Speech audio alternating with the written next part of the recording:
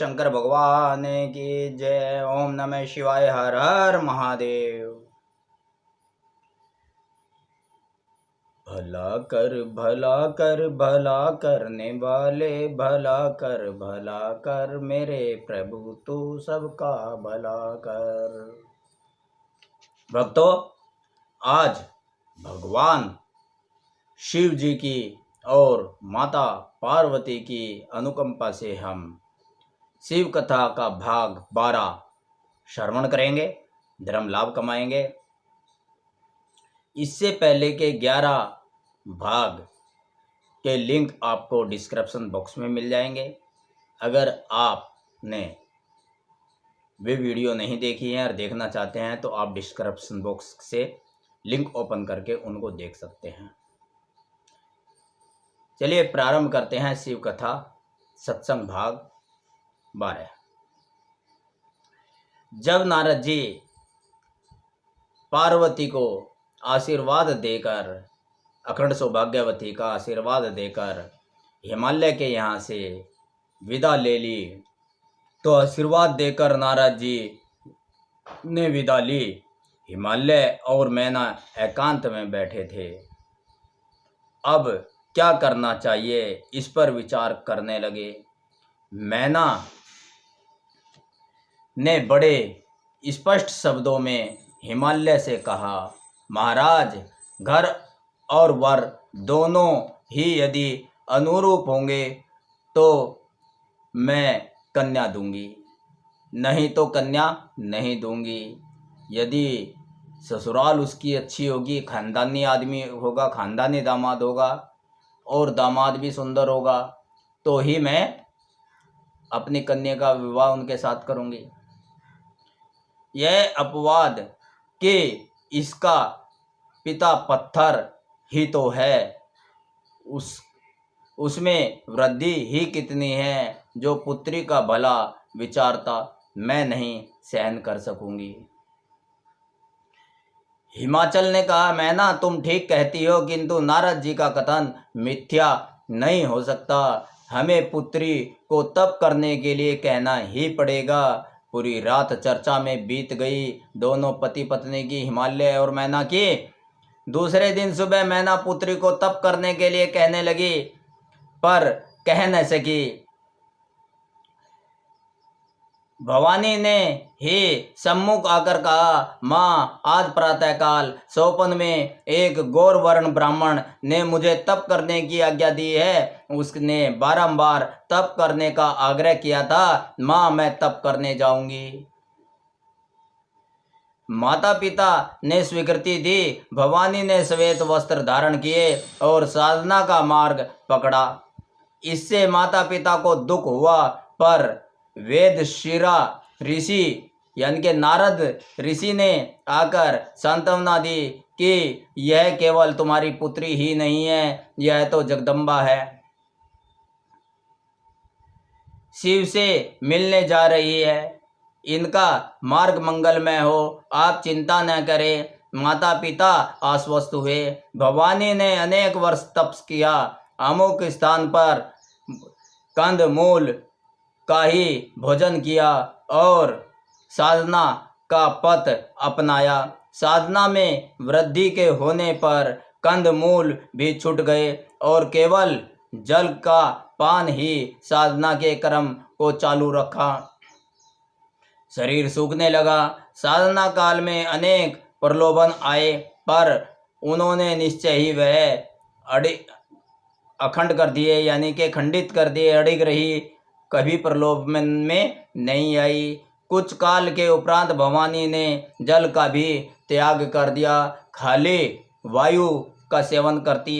एक दिन आकाशवाणी हुई, तू हे हिमालय की पुत्री, तुम्हारा मनोरथ सफल हुआ। भगवान शिव तुम्हें पति रूप में प्राप्त होंगे, यह हमारा कथन है। जब तुम्हें सप्तऋषि मिले तो हमारी बात की सत्यता को मानना। सप्तऋषि मिलन के पश्चात तुम्हारे पिताजी जब तुम्हें घर बुलावें तो चली जाना। अब और तप करने की आवश्यकता नहीं है।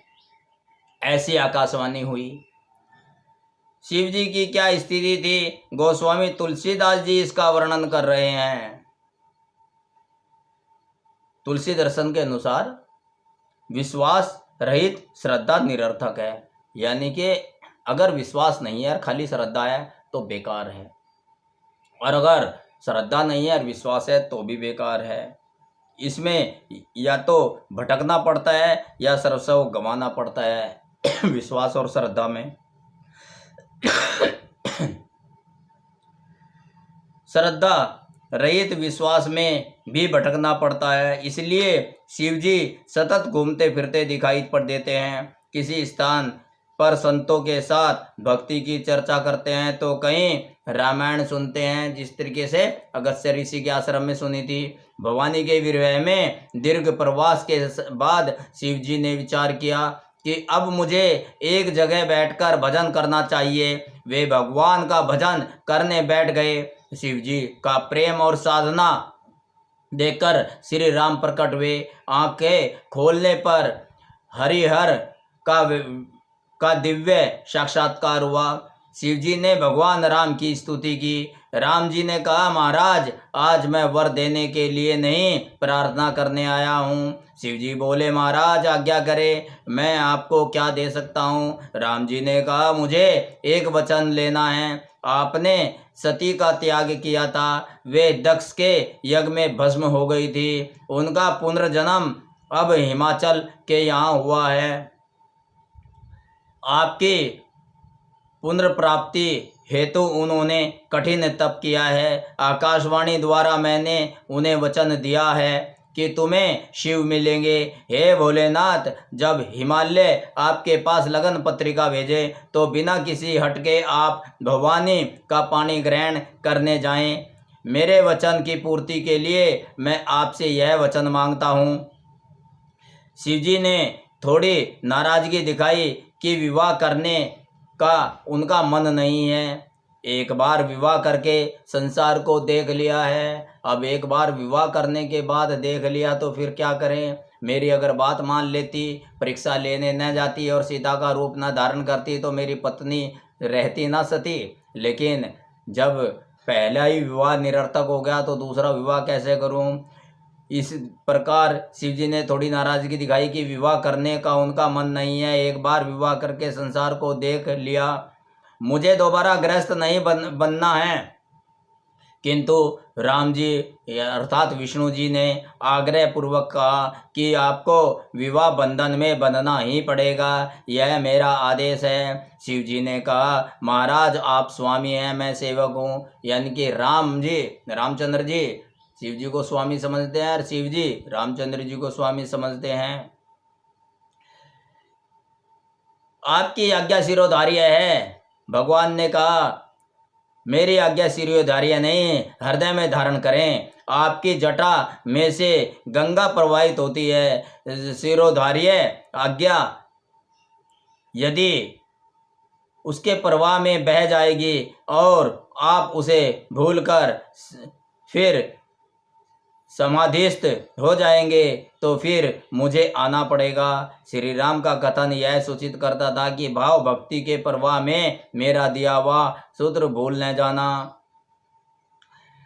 शिव जी ने कहा, ठीक है महाराज, मैं विवाह करूंगा। राम अंतर्ध्यान हो गए, विष्णु अंतर्ध्यान हो गए। इतने में सप्तऋषियों का आगमन हुआ। शिव जी ने सप्तऋषियों से विनती की कि आप हिमालय में जाकर पार्वती की परीक्षा ले। मुझे उसे स्वीकार तो करना है, परंतु थोड़ी प्रेम की परीक्षा के बाद ही स्वीकृति देनी होगी। जरा परीक्षा तो कर लूँ कि वो प्रेम करने काबिल और शादी करने काबिल है भी नहीं है। शिव जीव को स्वीकार तो करते हैं, किंतु उसके पूर्व उसकी योग्यता सिद्धि की परीक्षा संतों द्वारा करवाते हैं। हिमालय के उस प्रदेश में जहाँ भवानी तप कर रही थी, सप्तऋषि गए। उन्हें ऐसा लगा मानो किसी तपस्विनी की मूर्ति गढ़कर बैठाई गई है। पार्वती ने प्रणाम किया। सप्तऋषियों ने पूछा, बेटी, यह अल्पव्यय में इस कठिन साधना द्वारा तू क्या प्राप्त करना चाहती है, हमें सत्य बता। भवानी बड़ा ही सुंदर उत्तर देती है, महात्मागण, मैं जिस हेतु तप कर रही हूँ उसे तुम ध्यान से सुनो तो आप मेरी हंसी उड़ाएंगे। आप कहेंगे कि पहाड़ की पुत्री में बुद्धि ही कितनी होती है, पत्थर के तो पत्थर ही पैदा होगा।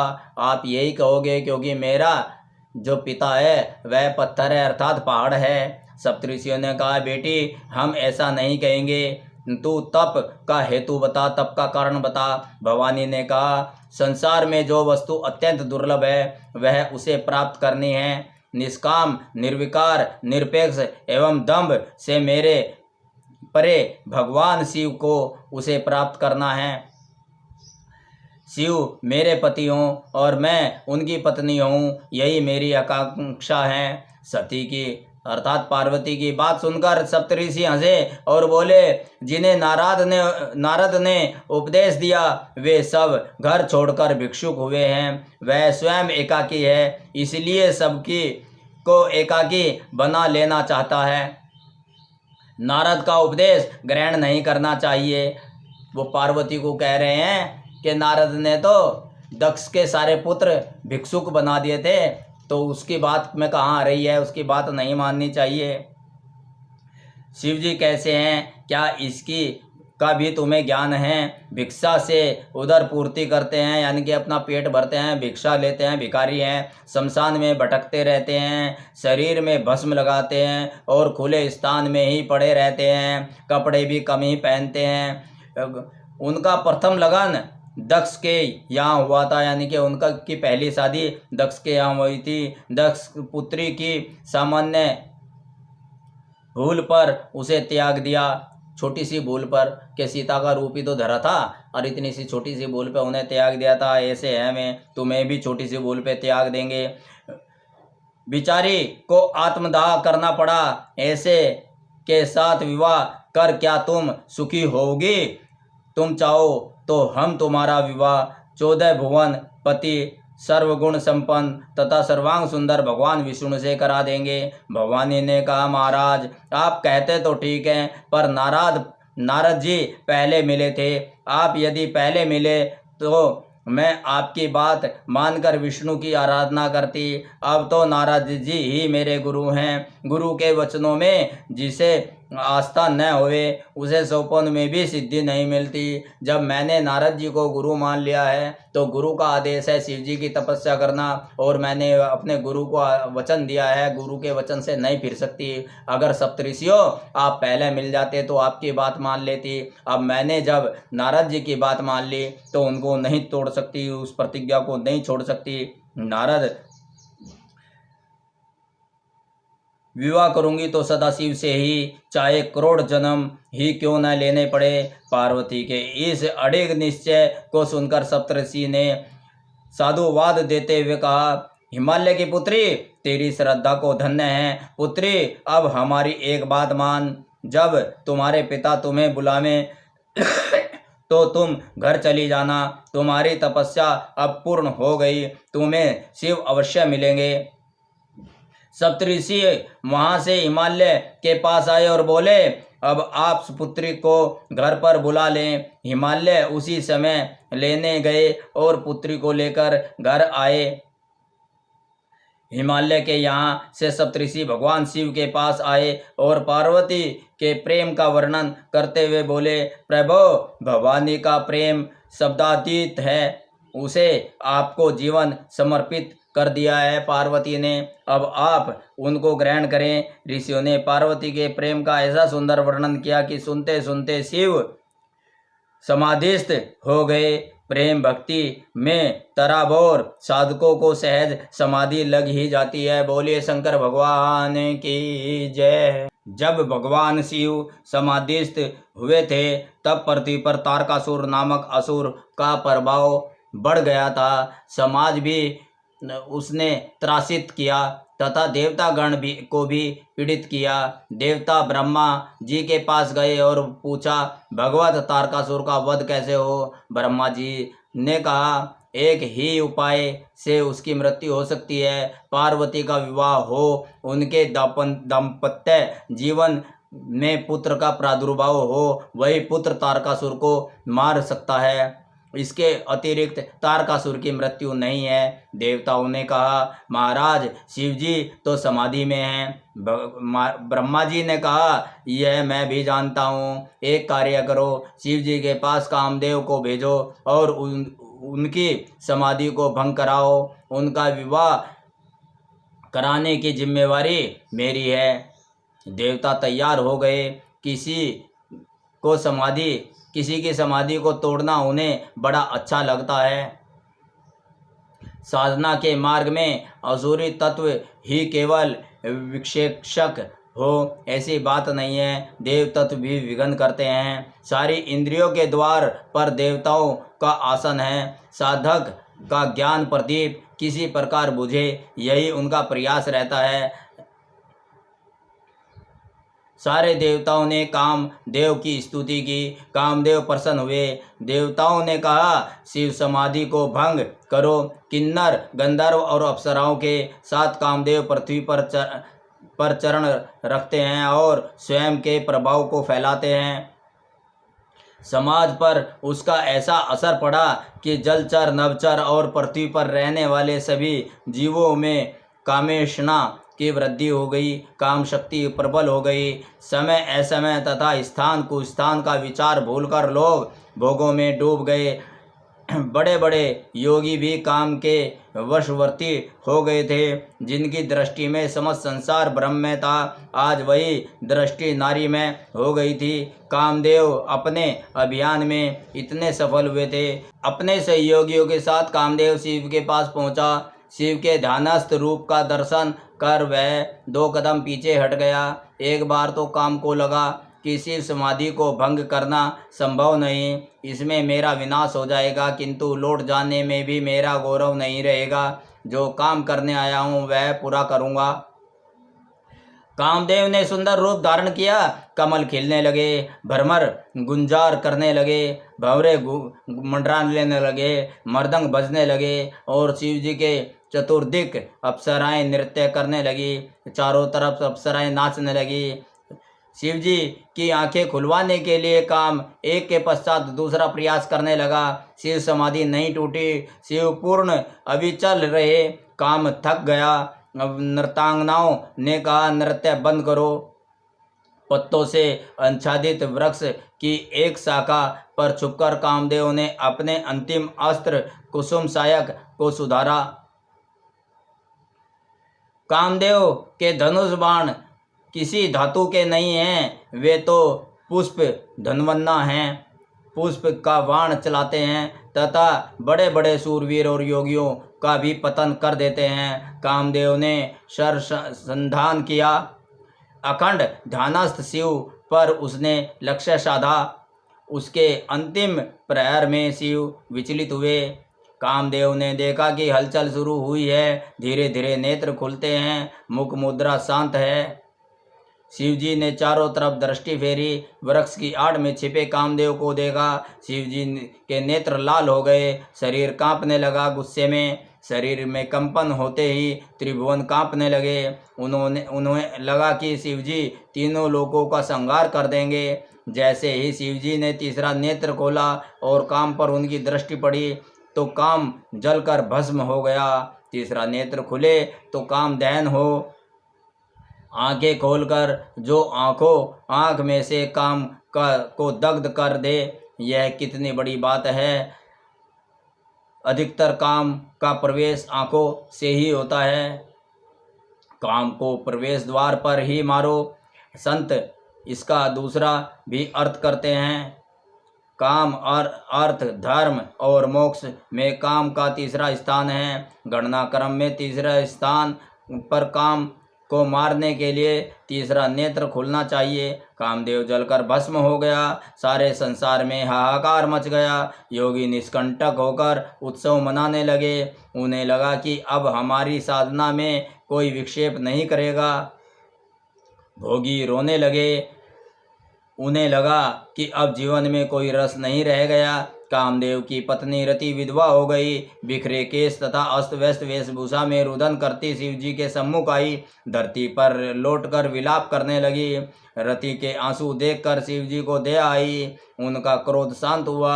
शिव जी के क्रोध में संतुलन है। शिव जी क्रोध तो करते हैं पर समय देखकर करते हैं। पुराणों में वर्णन है कि जब शिव जी किसी पर क्रोध करते हैं तो सारा ब्रह्मांड कांपने लगता है। ऐसा होने पर भी शिव को क्रोधावतार नहीं कहा गया है। वे तो कर्पूर घोरम करुणा अवतारम अर्थात करुणा के अवतार हैं। उनके क्रोध में मुक्ति है। रति को भगवान शिव से आशीर्वाद दिया।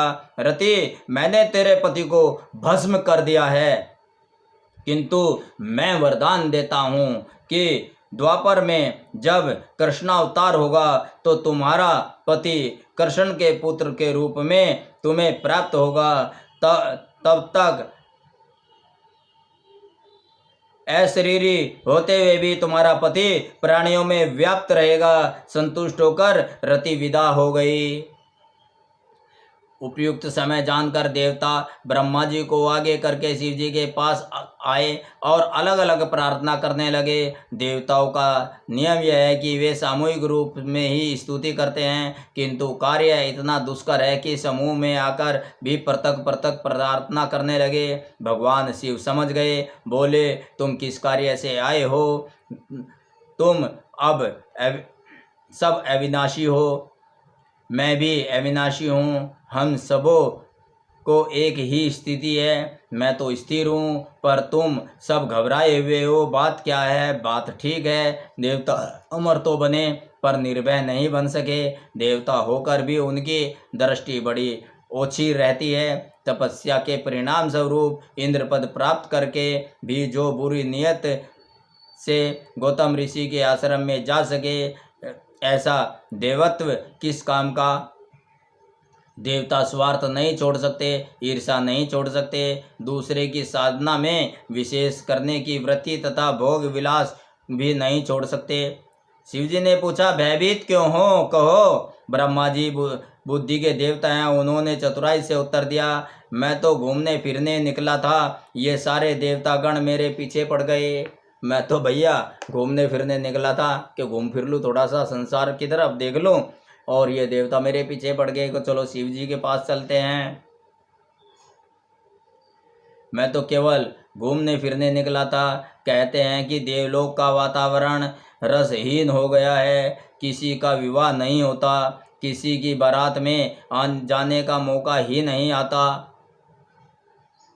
भाई काफ़ी दिनों से किसी का विवाह नहीं हुआ। ब्रह्मा जी शिव जी का विवाह करवा देते हैं। स्वर्ग लोक में रस नहीं रहा, मजा नहीं रहा, दावत में चले जाएंगे, भाई विवाह करवा दो, शिव जी का ही करवा दो।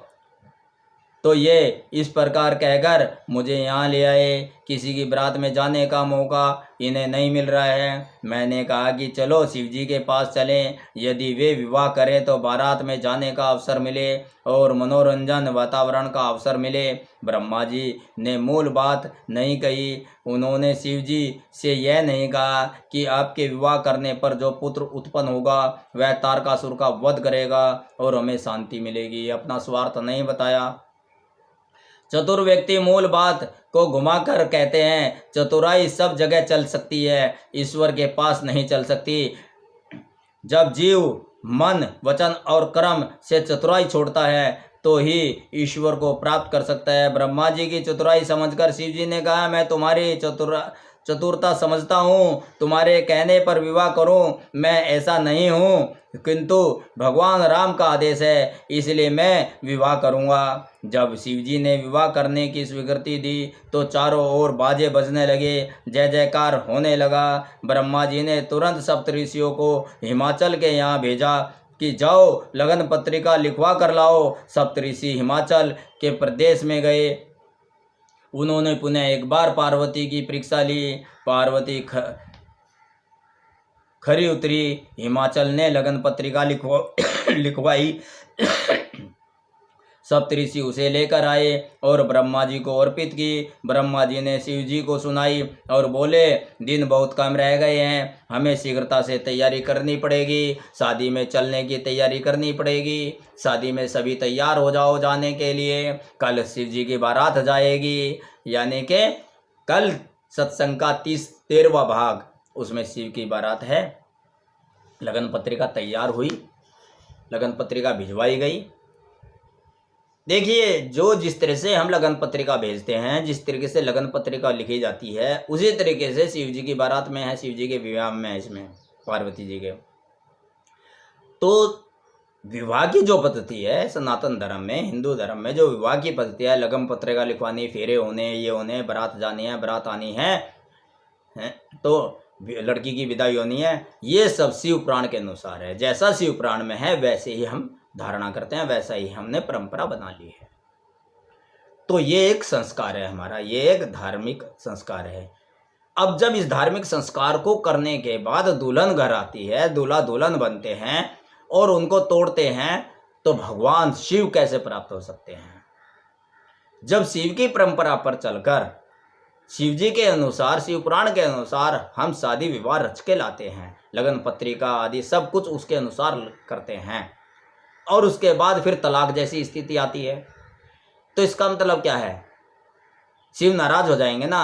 शिव ने तो देखो सती की भी भूल माफ की, उसे घर से तो नहीं निकाला, जबकि रूप धारण कर लिया था। गलती को, ठीक है, गलती के लिए उनका मन नहीं करा कि सीता को माता कहते हैं, तो सीता का रूप धारण करने वाली को दोबारा मैं गृहस्थी में कैसे जाऊं उनके साथ, लेकिन पार्वती को तो नहीं छोड़ा।